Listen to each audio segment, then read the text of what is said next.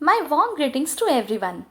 In this video, we'll study the Shehnai of Bismillah Khan for the students of class 9 from their book Beehive. और ये जो chapter है ये second part है second chapter यानी the sound of music का. This chapter tells us about the origin of the Indian musical instrument Shehnai. It also gives us the life history of the great Shehnai player Bismillah Khan. तो इस chapter में हम पढ़ेंगे शहनाई के बारे में और बिस्मिल्लाह खान के बारे में. अब शहनाई ये शब्द सुनते ही आपको किसी वेडिंग यानी शादी विवाह का ख्याल आता होगा, क्योंकि शहनाई एक ऐसा म्यूजिकल इंस्ट्रूमेंट है जो ऑस्पिशियस ओकेजन्स यानी शुभ मौक़ों पर बजाया जाता है. तो शहनाई के बारे में तो अब आप समझ ही गए होंगे, लेकिन एक बार चैप्टर स्टार्ट करने से पहले मैं आपको शहनाई की आवाज़ सुना देती हूँ. आप ध्यान से सुनिएगा इस आवाज़ को और एंजॉय कीजिएगा.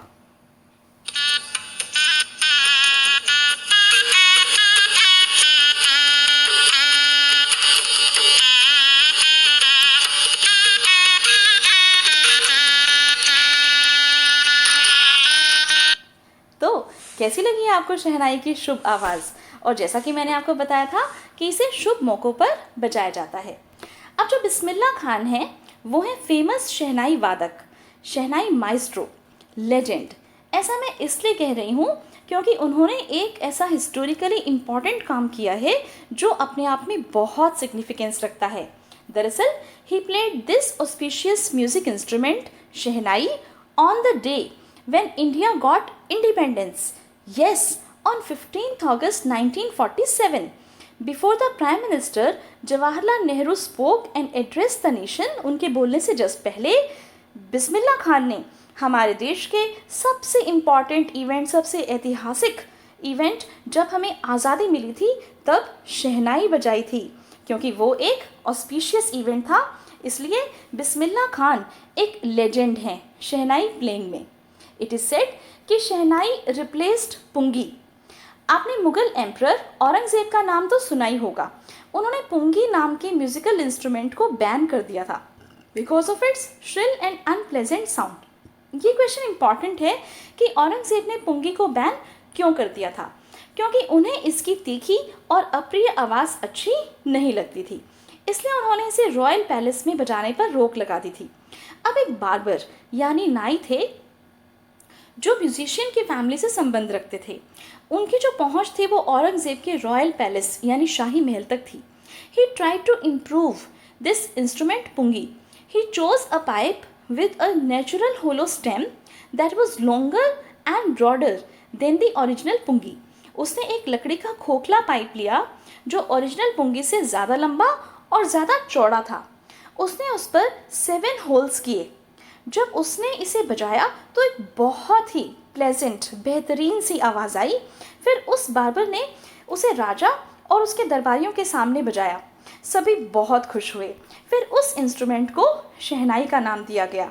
शहनाई का नाम कैसे दिया गया कि शह यानी वो शाह के यानी कि बादशाह के महल में फर्स्ट टाइम बजाई गई थी. और किसने बजाई थी? एक नाई ने बजाई थी. तो शह प्लस नाई यानी शहनाई. अब शहनाई की जो साउंड है उसे शुभ ऑस्पिशियस समझा जाने लगा. इसीलिए शहनाई को टेम्पल्स में और उत्तर भारत में होने वाली वेडिंग्स में ज़रूर बजाया जाता है. लेकिन इस इंस्ट्रूमेंट को क्लासिकल स्टेज पर ले जाने का जो क्रेडिट है वो उस्ताद बिस्मिल्लाह खान को दिया जाता है. Ustad Bismillah Khan is the greatest shehnai player, no doubt about it. He belongs to the Banaras gharana of Hindustani music. He was born at Dumraon in Bihar in a family of professional shehnai players. जब वो 5 साल के थे तब वो तालाब के पास गिल्ली डंडा खेलने के लिए जाते थे. फिर वहीं पास में बिहारी जी का मंदिर था. वो वहाँ जाते और भोजपुरी चैता गाते थे. वहाँ के महाराज ने उनकी सिंगिंग से खुश होकर उन्हें 1.25 किलो का बहुत बड़ा लड्डू इनाम में दिया था. इस इनाम से फिर 80 साल के बाद he received the highest civilian award of India, the Bharat Ratna. जब वो 3 साल के थे तब वो अपनी मदर के साथ बनारस गए अपने मैटरनल अंकल यानी मामा अली बख्श के पास. तो उन्होंने बिस्मिल्लाह को शहनाई बजाने सिखाई। किसने? उनके मामा अली बख्श ने। बालाजी और मंगला मैया के मंदिरों में वो घंटों प्रैक्टिस किया करते थे और अकेले में प्रैक्टिस करने के लिए वो गंगा नदी के किनारे चले जाते थे। Even as a child, Bismillah Khan won many awards. He got his first big break when he played Shehnai in All India Radio when it was opened for the first time in 1938. तो उनका पहला big break कब मिला, ये भी कई बार exam में पूछ लिया जाता है। तो जब ऑल इंडिया रेडियो स्टार्ट हुआ 1938 में, तब उन्हें अपॉर्चुनिटी मिली उसमें गाने की।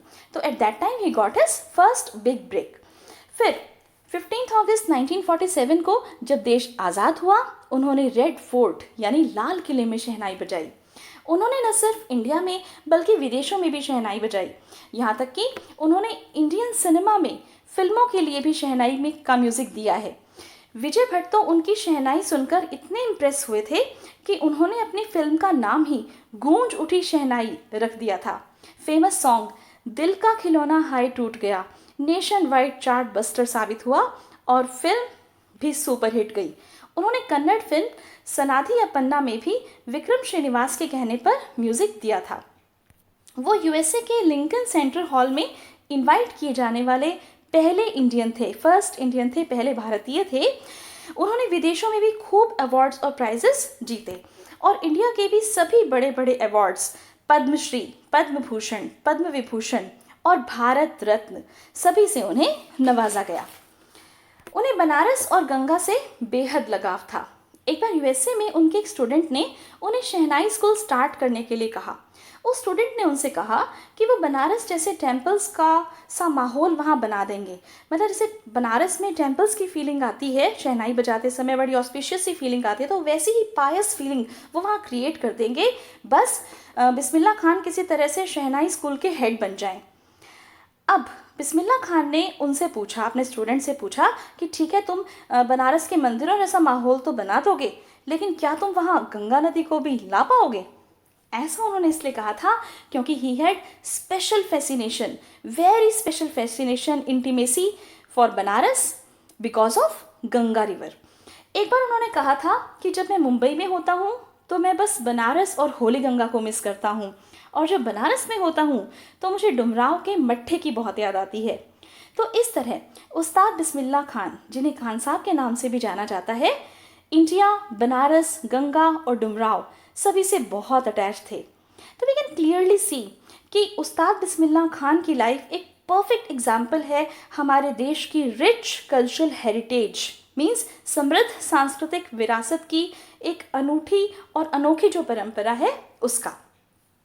हम देख सकते हैं कि एक मुस्लिम होते हुए भी वो कैसे रोज़ सुबह काशी के फेमस हिंदू विश्वनाथ टेम्पल में शहनाई बजाते थे। एक मुस्लिम होते हुए भी एक हिंदू मंदिर में रोज़ाना शहनाई बजाना एक बहुत ही गर्व की बात है। That means music unites people. तो चैप्टर का title sound of music gives us clear message that one must love one's country and rise above communal feelings, कि हमें सांप्रदायिकता से ऊपर उठकर हमारे राष्ट्र को, हमारे देश को सर्वप्रथम मानना चाहिए और उससे प्यार करना चाहिए। So that's it for this video. Hope you have liked it. Don't forget to like it, share it, and please subscribe to my channel. Thank you for watching. Thanks a lot.